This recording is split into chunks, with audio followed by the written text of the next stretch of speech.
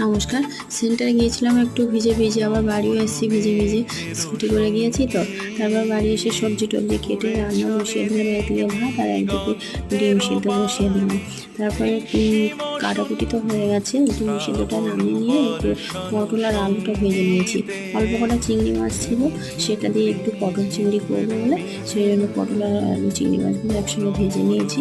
তারপরে ডিমগুলো, পটল চিংড়িটা যতক্ষণ মধ্যে থাকবে ততক্ষণ ডিমগুলো ছাড়িয়ে হাফ হাফ করে নিয়েছি। আর মশলাটা করে নিচ্ছি, একটু পোস্ত সর্ষে একসঙ্গে বেটে নিয়েছিলাম, কাঁচা লঙ্কা আর সেটা, আর একটু হলুদ সর্ষের তেল দিয়ে ভালো করে মাখিয়ে নিয়েছি। তারপর পটল চিংড়িটা নামিয়ে দিয়ে আর ডিম ভাপাটা বসিয়ে দিয়েছি গরম জলের উপরে। তারপরে হয়ে গেছে 15-20 মিনিট পরে। তারপরে লাঞ্চ থালিটা বানিয়ে নিচ্ছি, ভাত বাড়লাম, তারপর পটল আলু চিংড়ি দিলাম আর একটু চচ্চড়ি করেছিলাম একটা, আর একটু ডিম ভাপা। বেশ ভালো লাগলো ডিম ভাপা।